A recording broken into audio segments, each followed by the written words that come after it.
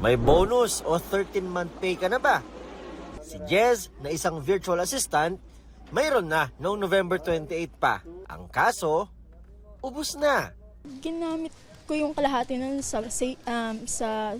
dapat sa supposedly sa savings, but nangyari pambayad utang sa bill, sa renta ng bahay, sa internet, and sa mga insurance. So, ganun.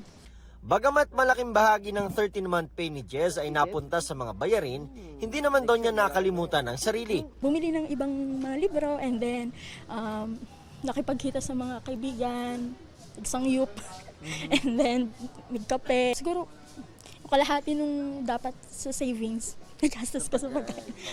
#deserved 2024. Sabi ng isang financial coach, kasama naman talaga sa pag-maximize ng bonus o 13-month pay ang pag-treat sa sarili. Reward yourself, of course. Treat yourself wisely. So, i-consider mo as a small reward, treat mo yung sarili mo, bakasyon or food, mga ganon, di ba? So, basta, nasa budget siya para ma-avoid mo yung overspending. Pero, nasa dulo na raw yan ng listahan. Una raw dapat, magbabayad ng mga utang kung mayroon man. Pay your debt first or your utang.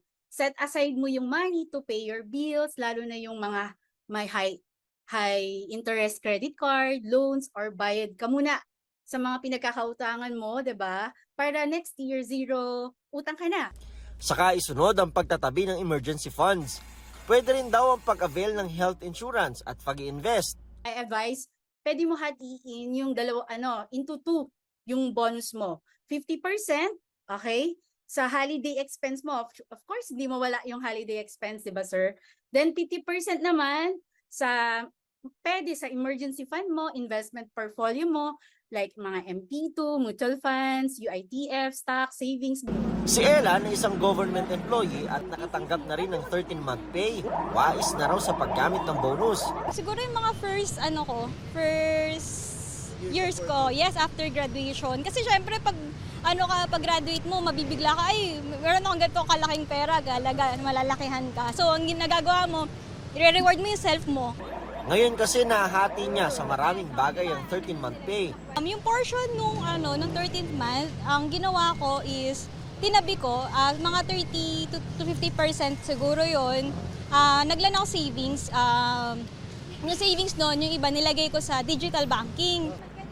Pinambayad niya rin daw ang iba ng kanyang insurance. Pero nagtabi rin daw siya para sa kanyang magulang at para sa kanyang sarili. Kung hindi tayo marunong mag-handle din, mag-budget din ng income natin, no? So hindi rin talaga tayo makakaipon.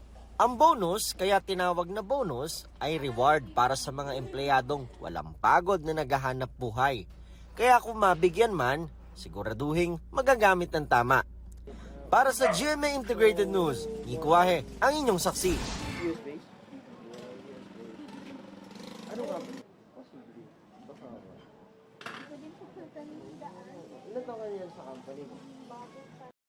Mga kapuso, maging una sa saksi.